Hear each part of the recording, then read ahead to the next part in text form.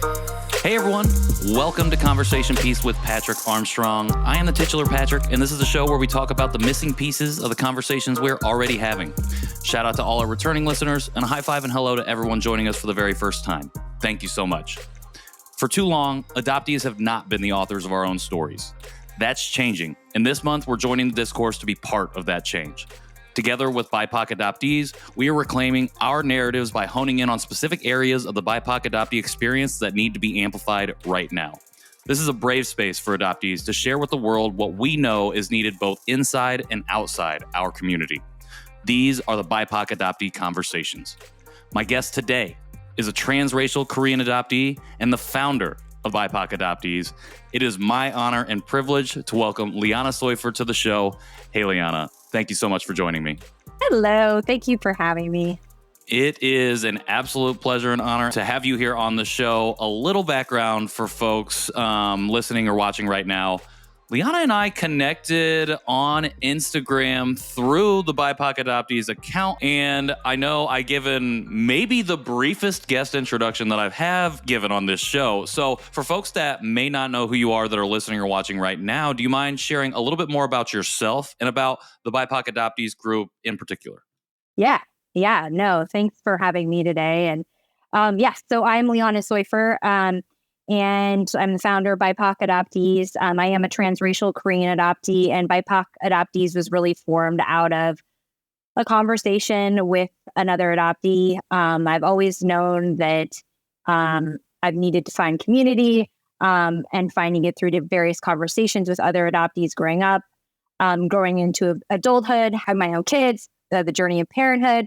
Community has been one of the most important things for myself, my identity, but also in raising my kids. So BIPOC Adoptees is really formed out of a conversation with another adoptee who I had met here in Portland.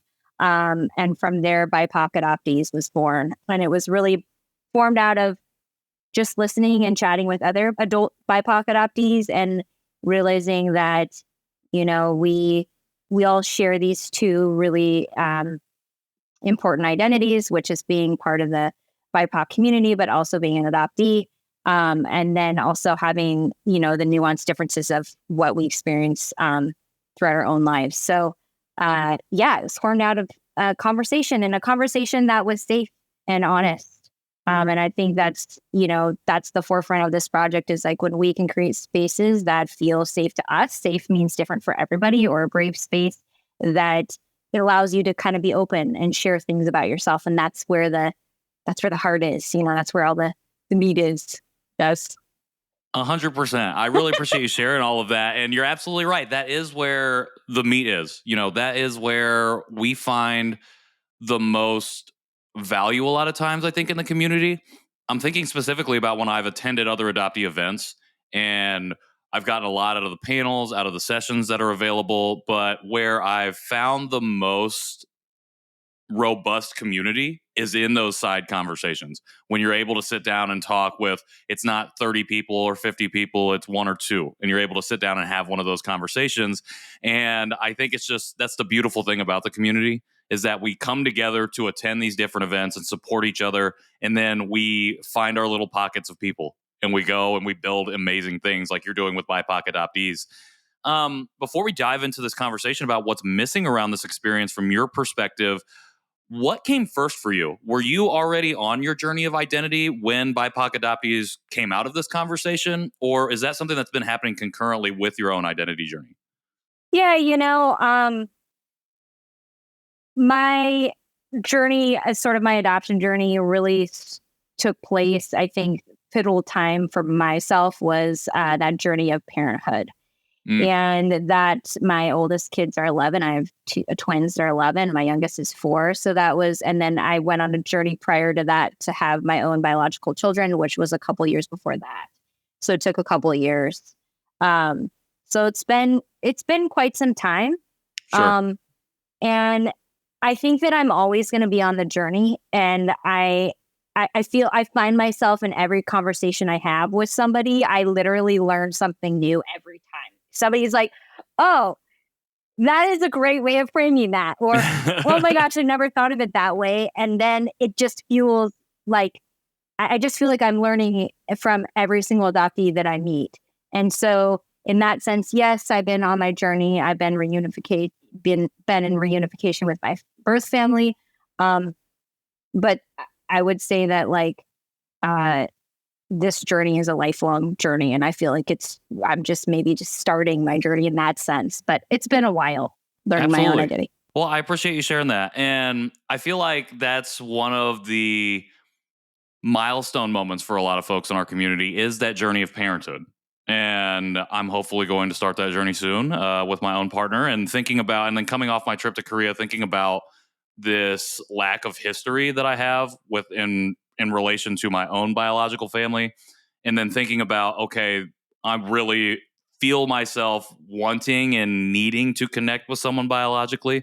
And that's kind of where this has started. And this is, for me, coming a little bit later on my own identity journey, about 3 years in of like really working on myself and then thinking about or maybe feeling that stronger connection. When you started your journey of parenthood, was it simply like a medical situation where it was like, oh, I want to know this information for my kids so I can take the best care of them that I can? Or was it something different that drove you into this direction where we're going now? Yeah, I mean, I think that ever since I was little, I always wanted to be a mother. And that's just something that I always, from when I was tiny, right? Yeah. That was been one of my missions in life, have my own biological children. And obviously, as you get older, you realize maybe why that's so important. And obviously, like having those mirrors, that's the desire, right? So yeah, it's always been something that one of those journeys that I'd always knew I'd explore. Amazing. I think that's really important. I think that's really amazing for you to name, knowing that, okay, this is a journey that I'm going to find myself on eventually, even if it's not like, oh, I'm going to start it when I'm a kid because I'm thinking about, oh, I want to be a mom, but really like notching in the back of your head, like, okay, this is something that I maybe really want to explore down the line. Whereas like someone like myself, in my experience, I'm like, I don't want anything to do with that. I'm never going to talk about it. I'm never going to think about it. And then I suppress all of that. And then here I am finding all these different kinds of things as I turn 30 and really start to explore that. So it just goes to show the diversity and experience that we have in our communities, specifically even within our own ethnic communities, Korean adoptees, but how much more broadly we get in terms of what kinds of experiences are out there from the at-large adoptee community and specifically the BIPOC adoptee community. So yeah, let's tarry no further and dive into the meat of this conversation. And the reason that we're having this series, I did a series back in May about the missing pieces of the Asian American conversation. And that was one of the reasons we connected was like, let's do something that really focuses on our adoptee experiences. And I think this is perfect coming into kind of the last quarter of the year to kick this off, because I do feel like we're riding a wave of momentum when it comes to visibility for our community. So for you and from your perspective, as someone especially who's navigated this journey of parenthood, who started an organization focused on BIPOC adoptee experiences, and who's been in this community for a little bit now, what do you feel like is a piece or pieces that are missing from this BIPOC adoptee conversation? so I'd say the pieces are race and the voices from adoptees. Those in combination, right? The adoption narrative is still very much centered around the adoptive parents and the adoptive agencies. And we're not having the conversations about the impacts of race and our daily life, just walking outside of our house and what kind of experiences we have versus a white person. And so those together need to be talked about. Race, Sure. We need to talk about race and talking about it from the perspective of the adoptee. So BIPOC adoptees is all about centering being adoptee first. And that means centering conversations around the adoptee is sharing the experiences and not those by the adoptive parents or adoptive agencies. So those are the two pieces that I feel like we need to be, addressing. And it's still just tabling at 2 events this last summer. Clearly, we need to be having those kind of events where you have people coming to the table. So we tabled at 2 events this past summer. And there were a lot of conversations that were had that were like, oh gosh, more education is needed. More adopting voices are needed. Because the kind of questions we get are like very, it's almost like teaching someone from square one the Sure. experience of an adoptee. So those conversations need to be had. 100%. And you're right. It does feel like it's a square one conversation for our community specifically, because we are trying to resist and push back and reclaim against this dominant narrative of adoption that has existed since the inception of the industry and the concept of adoption. And that's a lot of work, because it's like ingrained in the fabric of our general consciousness that adoption is only one way. It is only ever positive. It makes a family. It saves a child.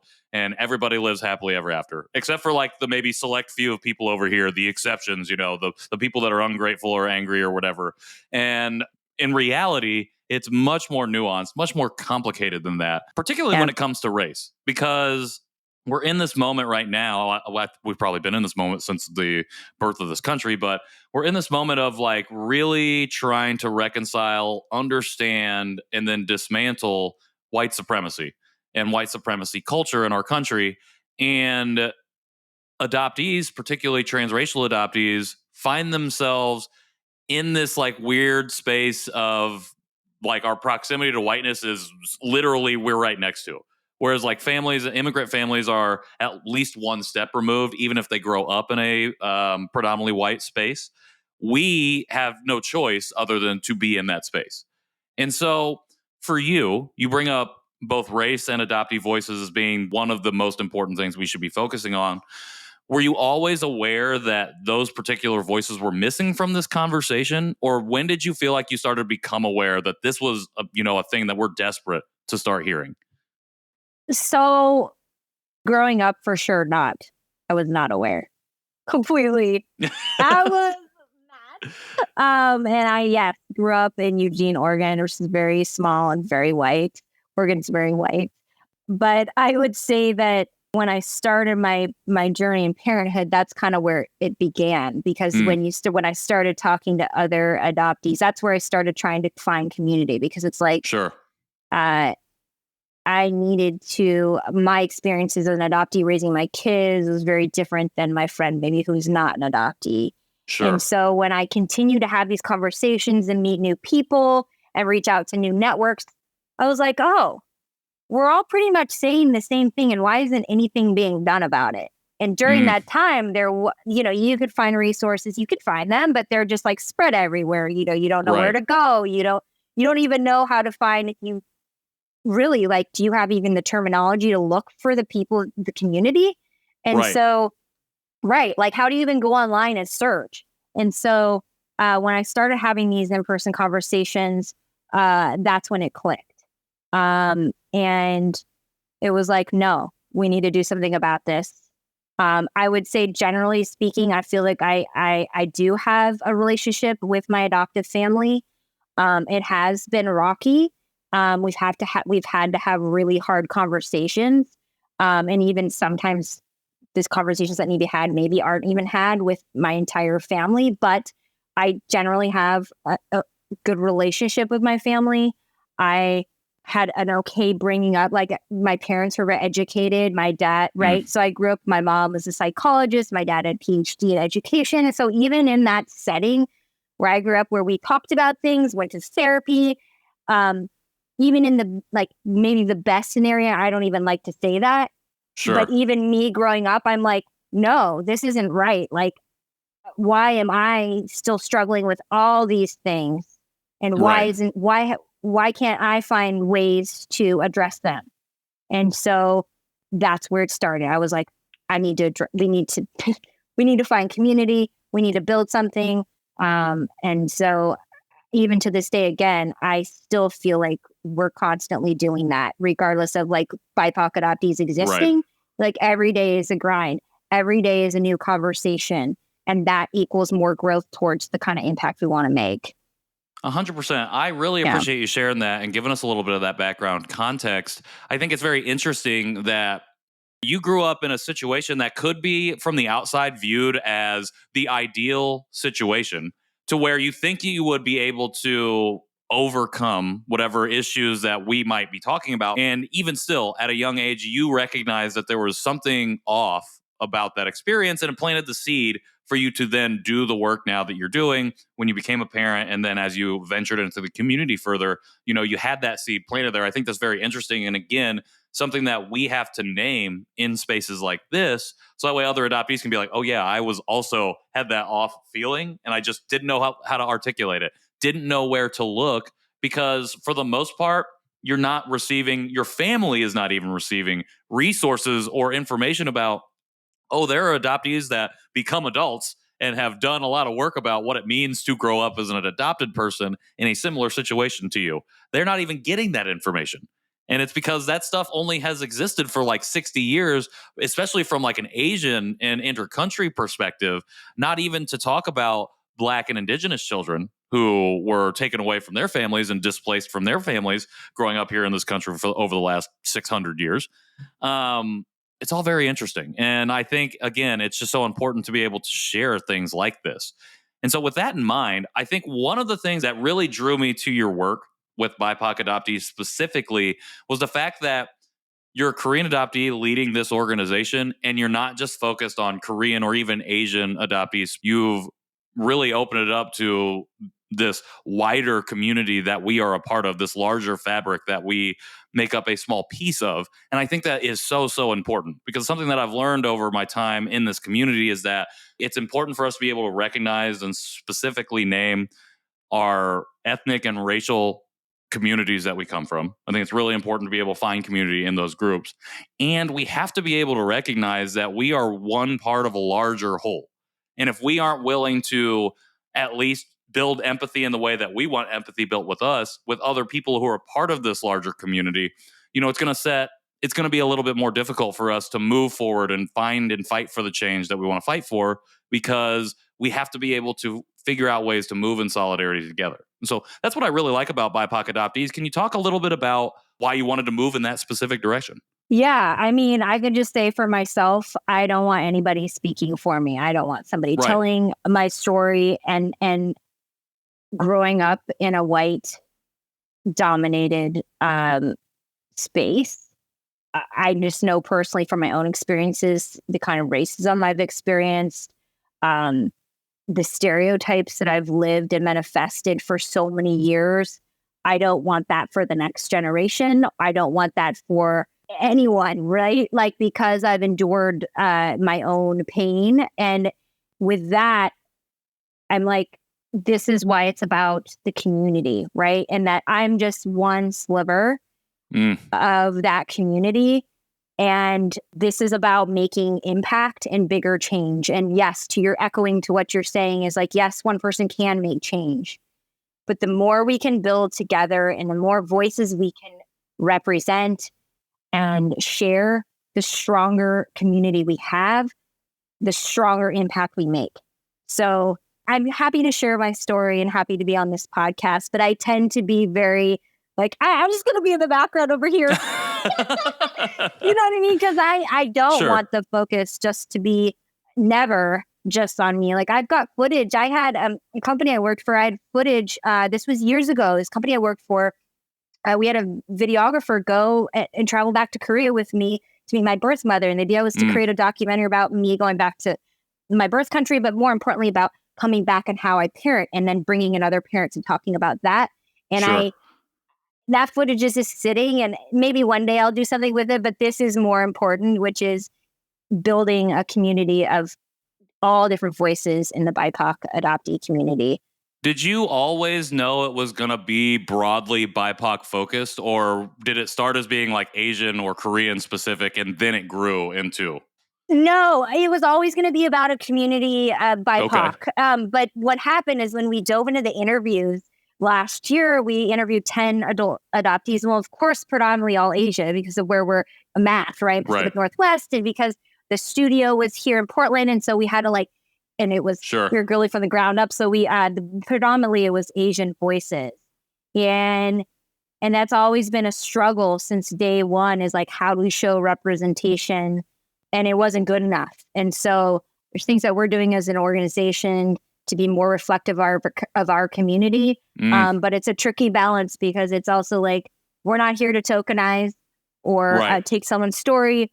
So I think the more we get more awareness and the more we get out there, the more people will come to our community. And that is what is happening. Like, Right. it's amazing. It's just happening naturally, but it's a work in progress, you know? Yeah, well, I think if everybody just came there immediately, I mean, that would be amazing and that would be incredible. But again, it's like we are still building to this point of visibility where it's like it's common knowledge that it's like, oh, I can go out to and find this BIPOC adoptee event or just be part of this group. I can at least broach it and know that that's a safe space for me to operate. And then eventually it could turn into a brave space where I'm like, okay, I've learned enough and I've learned enough about myself and I'm ready to use my voice now. And I have this platform. And what you're doing is so important because we have to continue to build that. You know, we have a solid foundation of like everybody working in academia and all the adoptees who have come before us who have struggled and strove to get us to a point where we can sit on a podcast and have this kind of conversation and talk about this, where we can create a documentary focus series that leads to storytelling events, that leads to bigger and better things for our community, visibility, active, actionable, tangible change. We still have to build up for that. So that way the people who come after us in our community, wherever they may come from, whatever intersectional communities and identities that they might inhabit, they have that platform of being not only safe, but empowered to be brave and take it forward. So that's what I really love about what you're doing. And I really appreciate that intentionality because I think sometimes because this journey is what it is, we can start generalizing really quickly because we want to belong. We want to be part of this group when we find it because it's like, I've never had anything like this before. And when we can maybe not slow down, but when we can take a step back, shift our perspective a little bit and realize, oh, if I'm intentional about what I want to do, not only for my own self, but then within the community itself, then we can really start to make that actionable, tangible change.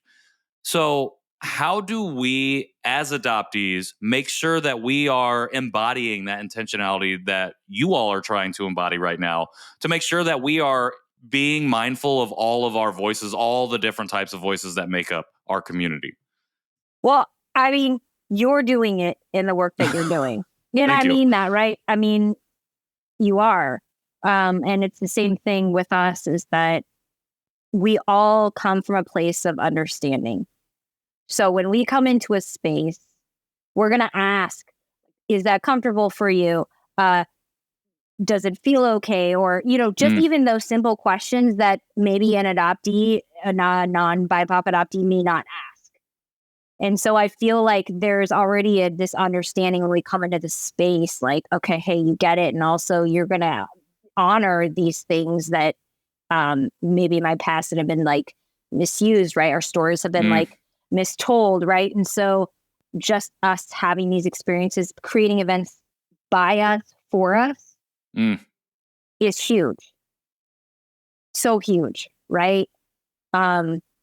So that, I think that's kind of at the core of what we're doing, especially with our impact work and our docu-series. We have many things going on, but also creating space for like adoptees to come wherever they're at in their journey. Because like we know that some adoptees may come and they may be coming out of the fog, if you use that term and resonate with that for people that are listening.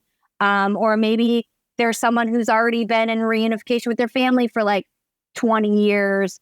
Or maybe there's somebody in their 60s and they still want to find community. They can do that with BIPOC adoptees. That's the mission, is that we meet every adoptee where they're at in order to engage and just like live life, like create fun events and then also have storytelling. And, but yeah, it's how do we care for each other and support one another and celebrate us. Yes. Yeah.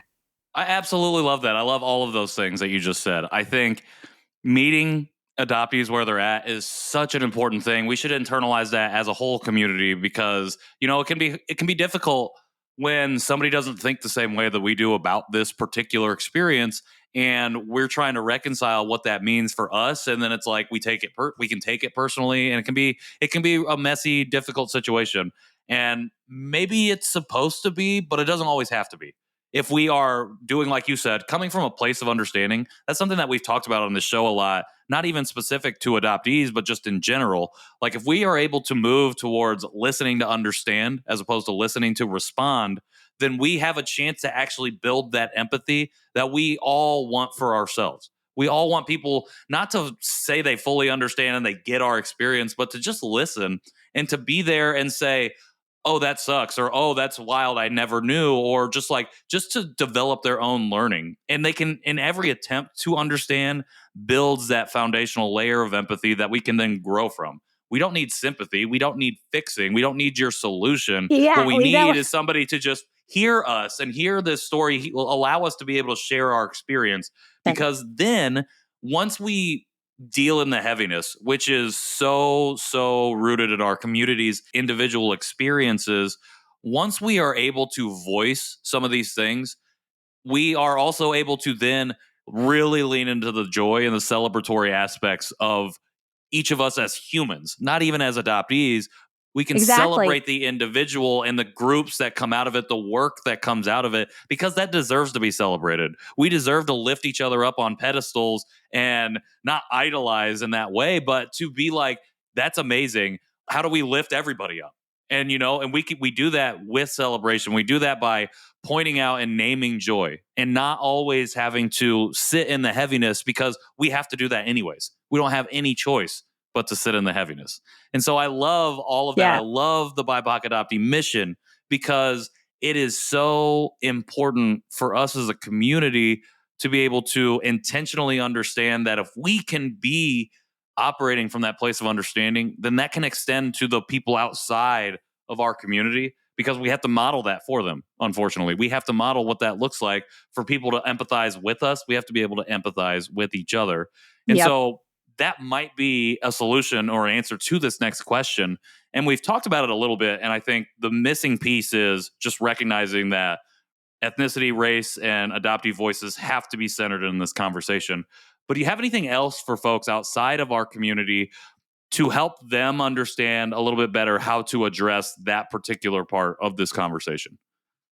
That's a great conversation, or not conversation, but a great question. I just like this last event that we tabled at, and I bring this up because the last event we tabled at, there were, it was like many times, almost like having to have the conversation over and starting from square one, almost like starting at the base root level, like every single time somebody would come to our table, right? And then also like saying something and then not really hearing it and like repeating something that they heard, which is totally false, right? And so Right. I'm just thinking maybe it's just taking a listening approach, a more empathetic approach to the conversation, not kind of echoing what you're saying. No solutions, just listening so that we can be validated and heard, Yep. That's it. I just like how I danced around it for like 5 minutes. I mean but that's at the end of the day, the simplest answer is, generally the thing that we should be doing and focusing on. And I'm not saying that to simplify this experience in any way. No, but it is, however, starts from a simple place of being like, I can listen and I don't have to have an answer loaded up for you. And also, like, you talked about it, like the missing pieces, that our voices are not centered in the conversation. I would even venture to say, like, you have to come and decenter yourself, which I think is really, really difficult for a lot of people. I mean, I'll even speak from experience of like when I first learning about this, it's really easy to be like the center of all the conversation around like social justice and everything that you see happening in society. It's like, well, this is how it's affecting me and me and me. And it's like, oh, I have to learn how to let that go, because I'm not Black. I don't understand what that's like. And like, I'm not the person that should be speaking and leading the conversation around state brutality against Black people. Like, why am I out here shouting and posting Black squares and doing all of these things? Like, that's not right. Like, it's performative, one, and it's not helping anybody other than putting on a mask and a performance for yourself. And two, it's because I'm centering myself in that conversation that I can be a part of, but is not my conversation to lead.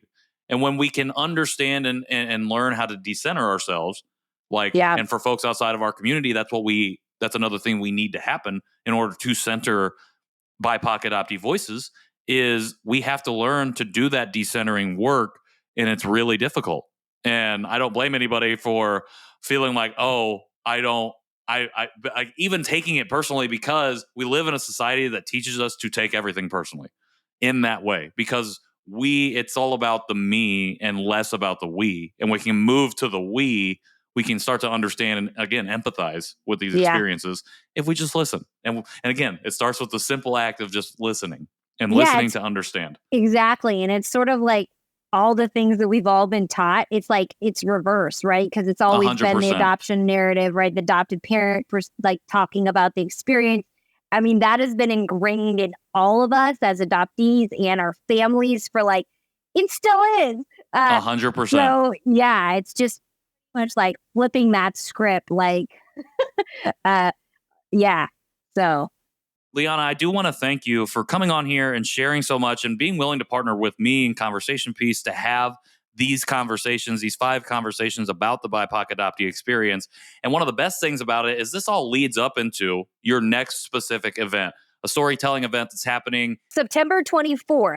September 24th. So it'll be on a Sunday in Portland, and it's an all-day event from 11 to 9. And then, yes, the first part of the day will be BIPOC-only adoptee programming. So that is time centered around BIPOC adoptees from 11 to 3. And then from 3 to 4, we have transition time. And then from 4 to 9, it opens up to the broader adoptee community. So families, advocates, allies, general public can come in, and that's where we'll have Adoption Mosaic also partnering to do a panel as well about relationships. And so we've got some fun. And so there will be very heavy stuff storytelling. We're so excited for you to do a workshop at the event as well. And then we will have some really fun, we're going to sprinkle in some like fun, just hang out activities as well. Just being in community. And then we also will have second generation intergenerational adoptee programming. So like, for example, my kids are second gen adoptees. And so we'll have room for that so that those adoptees can get together. I have also some friends that are my same age that are second gen adoptees. So making space for all the intergenerational BIPOC adoptees. Yeah, it's going to be awesome. I'm so excited. I've never been to Portland, so I'm super excited about that. I know multiple people out there who I'm really excited to meet in person for the first time.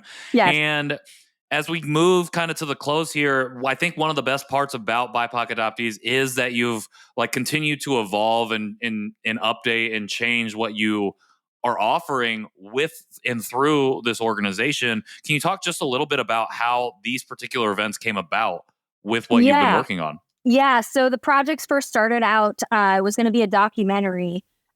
Quickly learned we couldn't do that, too much content, just way too much. So docu-series, and then the goal is we want this docu-series to be an ongoing series sitting on a major streaming platform. So we're working on that, currently working on a GoFundMe for that. And then what came out of that was the impact work. And that's pretty typical of documentary work. There's the social justice piece, there's the impact work. So that formed out of the docu-series.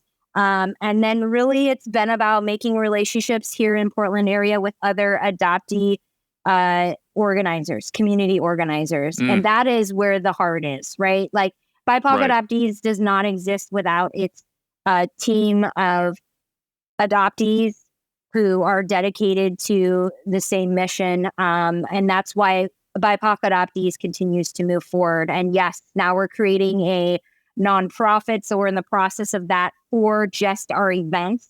So we have some really fun, we're already kind of looking at programming for next year. So keep an eye out for some exciting events next year as well. Amazing. Yeah. That is super, super exciting. I'm really excited for it. I'm excited and I'm honored and privileged to be even a small part of this next event. That is huge for me. I just love to I'm playing, I feel like, a small role in coming out and just being in community with folks, in a different area than I've been so far since starting this journey, to meet a different group of adoptees who are out here doing the thing. And it's just really important. And an honor to be able to participate in things like this. And I just really am thankful to you, Liana, for reaching out and connecting with me originally just on Instagram about none of this. And then this just having these conversations having developed into something where we could form a partnership to do a series about our specific community, similarly to how BIPOC Adoptees formed out of a conversation, and how just the conversations lead to some really, really incredible things. So as we close this out, I have one question that is actually two questions. How do we as an audience, how do we as viewership, how do we, anybody who's listening to this right now, how do we, one, support BIPOC adoptees, and two, how do we support you specifically? I'm putting you on the spot like that. Oh, yeah, I'm not very good at that. That's a really good question. Okay, so I'll answer number one first. To support BIPOC adoptees, awareness, and sharing. So if you can share our work, reach out to other adoptees, BIPOC adoptees that you know, that is the number one thing, just awareness. We will be releasing updates. We just went through a rebrand, so we will be updating our website, but we have a GoFundMe releasing soon, so that'll be coming out fun. So supporting, support can look different in all different ways. So whether it's donating or whether it's just a share or a like, those all mean everything to us. And then having those conversations, to your point, if you listen to this podcast and you have a conversation with somebody that you have never had a conversation with, or you've wanted to, you just made impact. So to your point, like if this podcast creates, one conversation, I'm like, yes, that's great. That's impact. Amazing. Okay. Secondly, me, if that's what you asked. Yep. People just continue to show up for BIPOC adoptees. That really supports, oh, it's so weird, but that really does support where my heart is. So at the core, this is just who I am. And I'm all about, I'm not satisfied until we don't have to have these conversations. And I know that we always will have to. So we're going to keep grinding until we get there. So I don't know. Just send a message and say hello. I love meeting new people. That's like to your point, is just like I've met so many adoptees all around the world, and just meeting one-on-one has been really awesome. That's a way to support. That's absolutely a way to support. To your podcast point, conversation. Real conversation. Support me by having real conversations with the people around you. I love that. That's a great way to support somebody, I think. And I really appreciate that, because it's very community care focused right there. And I do think there will be individual ways we can support you, and we will figure them out, because you deserve to be supported as well. And not just through the organization, but you need your rest, you need your time, you need the individual affirmations too, just like we all do. And we will find ways to support you in that way. I don't know how we're going to do it yet, but we're going to make it happen. Okay. Well, Liana, thank you. Oh, yes. Well, thank you. No, are we getting to a thank off? We are. And I also just want to say that BIPOC Adoptees is all about partnerships as well. And so you are, everyone who's participating in this next event is monumental. So, and I'm looking forward to this event and also future events as well. So, yes, thank you for having me, and looking forward to meet you. Absolutely. Looking forward to meeting you. Thank you for giving me the privilege and honor of your time, of part of your story, and of a bunch of wisdom and knowledge about not only how you formed this organization, but how you've had conversations in community, and how we as adoptees can continue to have those conversations to build off of what you've been doing as well. So it is, again, an absolute honor to have had you on, to partner with you, not only on this series, but on this next event and on future events. And it just means a lot to my heart and to my soul to be able to work with you and the entire team at BIPOC Adoptees to do things like this. So thank you. Yes. Thank you. You are. All right, here we go. I'm ending the thank off with another thank you at the end of this, but really quickly, for everybody out there listening right now, you can find links to everything that we just talked about here in the show notes. You can find ways to support Liana, to support BIPOC Adoptees specifically right down here. So make sure you check out all of those things. We've got a bunch of new things coming, so make sure you're paying attention to all of the stuff. and following all of those accounts to stay connected. If you want to follow us, you can do so on Instagram at Conversation Podpiece. If you do feel so inclined to leave a rating or review wherever you're listening or taking this in at, we would greatly appreciate that. And lastly, if you are interested in supporting the show in any way in the future, feel free to hop in our DMs or visit our website, conversationpiecePod.com. Until next time, I'm Patrick Armstrong, and this has been Conversation Piece. Thanks, Liana.